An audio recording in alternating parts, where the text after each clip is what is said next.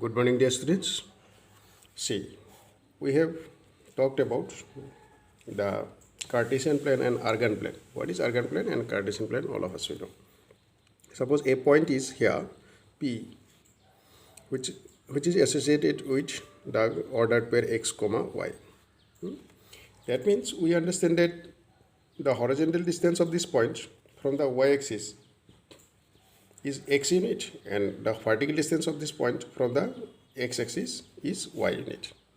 We know that this is x unit distance and this is y unit distance. Now see, location of a point can be determined by like this two distances. One is horizontal distance of the point from this origin, from this y-axis passing through the origin, and vertical distance of the point from the x-axis passing through the origin, where x-axis and y-axis are perpendicular to each other at origin.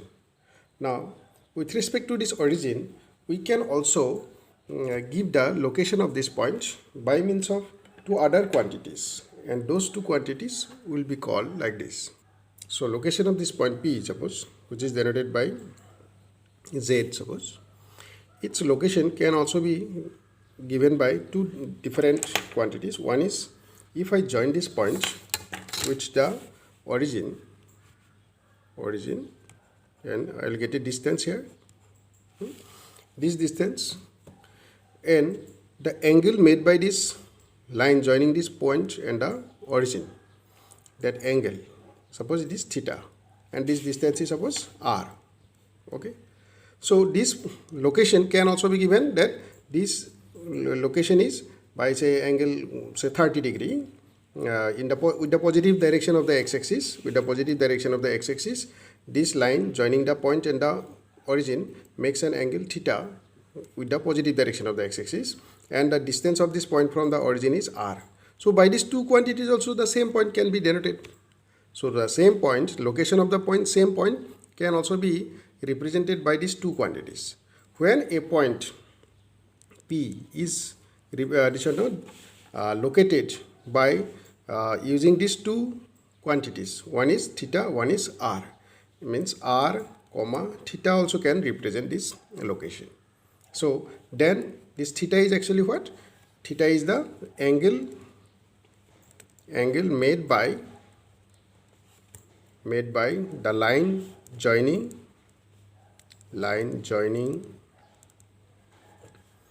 the point,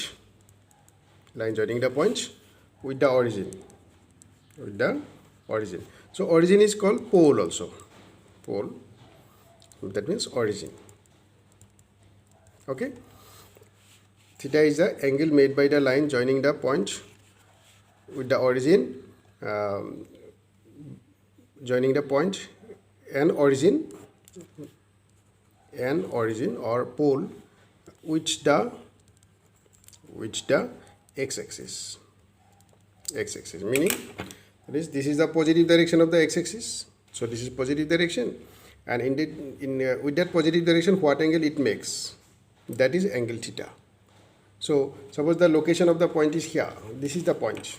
Then when we will join this point with the origin, like this, then we will get an angle here with the positive direction of the x-axis.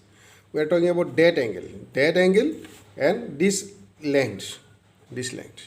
If the point is here in this third quadrant, then suppose the point is here, located here, then by the addition now, when you join this one, when you join this point with the origin, then this will be r, means distance, and the angle formed by the line with the positive direction of the x-axis will be this much like this, as I am showing you. So if the point is here, now suppose in the fourth quadrant it is there, point is here, say it is Q is the point, then you join this point with the origin or pole, and the length you measure, and the angle formed by this line with the positive direction of the x-axis will be this much. You see, you just rotate your pen like this up to here. How much angle is this? So that will represent theta, that is theta. Good idea. So when we represent a point by means of this r and theta, R means what? Distance of the point from the pole. The origin will be called now pole. In an Argand plane, when you talk about Argand plane to represent complex number, because now we'll say that this Z is complex number, which is actually x plus iota y. Okay, so this x plus iota y can be represented by theta and r also. That is, this x and this y will be converted into theta and r. Now let me tell you in detail what is this actually. It will be like this. Suppose the point you have located here, then you get a distance, that is r, and this distance, you know, this is x, this distance, you know, it is y. Now that will be converted into theta and this is r. How? Because you see, x square plus y square is equal to what? R square. So r will be equal to under root x square plus y square.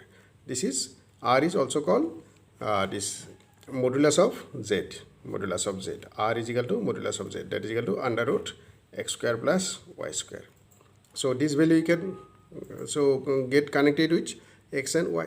So where x and y are the real part and imaginary part of the complex number. Z is equal to x plus iota y. So then the real part and this one now imaginary part is connected to the modulus of the. Then another point, that is theta. Theta is the angle. How it is connected? You know that this is x. No, this is x.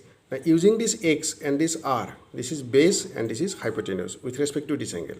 So x is base and divided by hypotenuse is equal to cos of the angle theta. So then that way we can relate this x also to theta. So this is base is x, then hypotenuse is r, is equal to cos theta. Got the idea? Then it will be equal to x will be equal to r cos theta. X will be equal to r cos theta. So therefore x can be related to theta and r this way. Theta and r this way. Again, y also the same way. Y base hypotenuse perpendicular by the hypotenuse r is equal to sin theta. No? So then y also will be converted into like this, a trigonometric form. So that is y equal to r sin theta. So now dear students, same point z, the complex number z, okay, associated with theta and r. They were associated with x and y before. Now we are transforming them into a new form. So this new form will be called the polar form of the complex number. Polar form is actually nothing but you need to transform the x and y, means the real part and the imaginary part, in terms of you have to write them in theta and r. So let me tell you in another page. So that way we are coming to this form, actually polar form of complex number. Any complex number that is given this way, x plus iota y, can be converted into polar form. Polar form means where the angle theta and the distance r is associated with the point. So whenever there is a point marked in the Argand plane, this is y-axis, x-axis, so then that point is always connected with the angle theta. Theta is what? Angle formed by the line joining the point and the pole. This point will be called now pole. Okay, origin is called pole, and that is with the positive direction of the x-axis. So, and the distance also is associated with the point. Then this pz, then that z can be converted into z can be written in polar form using this form. As you know, in or this normal form of, that is Cartesian form, you can say Cartesian form of this complex number, Cartesian representation in Argand plane. We say x is the distance of the point from the y-axis, no? And y is the distance of the point from the z-axis. So x is equal to, x will be standing for x by r is equal to cos theta, So therefore x equal to r cos theta. Then y by r equal to sin theta, because this is y, this is x. So y by r equal to sin theta, therefore y equal to r times sin theta. That way, if we write this complex number now using this x and y, the new forms of x and y, z will be equal to r cos theta plus r sin theta iota. Iota can be written here also. So from where I can take r as a common factor, then it will be cos theta plus sin theta iota sin theta. Okay.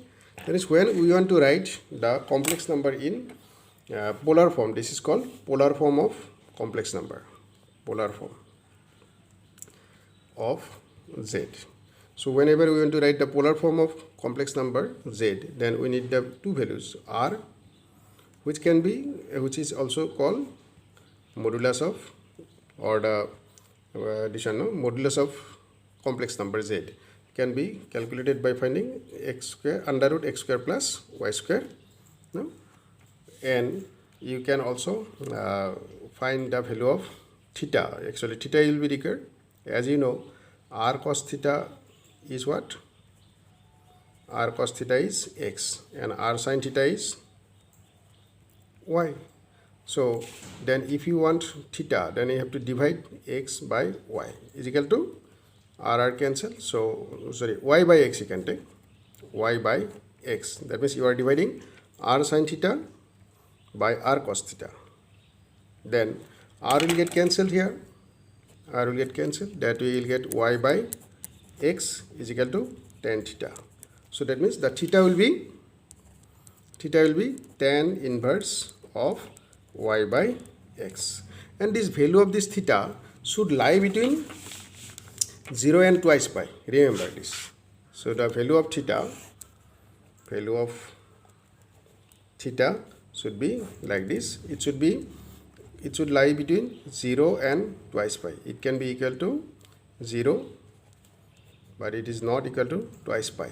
So only one value of theta will be there for this complex number. Only one value, not more than one. Okay.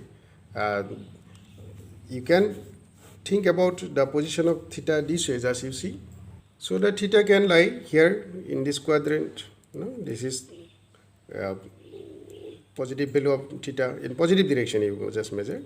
Or suppose the point is lying in this quadrant, so then the theta will be this much. No? Or if it is lying in this quadrant, then the theta will be this much, like that. If it is lying in this quadrant, the theta will be this one. That theta we are talking about. Okay, that theta. If you divide this 0 to twice pi into sub intervals, you may also divide into other intervals of the length twice pi. This twice pi length can also be divided like this. We can say like this. Theta is suppose lying in these two quadrants. That means it is lying here like this. Suppose the theta is here, or the theta is here, up to this level. So one interval it can be created like this, that theta is lying between 0 and pi. No, theta is lying between 0 and pi. Or if we think in negative direction, suppose this is one angle, that is minus theta, or this is an angle that is also minus theta. No, then we will say if in this direction you are measuring, we will say theta is lying between that what called minus pi and 0. No, minus pi and 0. So then what we can say, combining both these, you can say if the theta lies in the upper part in which is measured in positive direction of x-axis, then this will be the interval, and if the theta is lying in the lower part, then this will be the interval. So combining both these, we can say theta can also be shown as it is lying between the minus pi and plus pi. Okay, between minus pi and plus pi. Okay, dear students. So that way we will have to represent the value of theta. So any complex number is given in this form, then you can immediately convert it into polar form. In polar form, you need to write r and then cos theta and sin theta value. So for that, you need two values. One is r. You can find out, which is called modulus of z. That will be calculated this way. Okay, and you also have to find out what theta. Theta is called amplitude or argument of z. Argument of z or amplitude of z. Okay, that is theta. So if you are asked what is amplitude or argument of complex number, then you will have to say the angle theta. Okay, dear students. So today this theory part just you go through nicely what I am saying and just relate this what I have explained to you to your textbook material also. Then if you are having any doubt, you just let me know. You write the theory part on it. That is your homework. Homework will be just write the theory. Write the theory explained to you here. Okay. Thank you and have a nice day.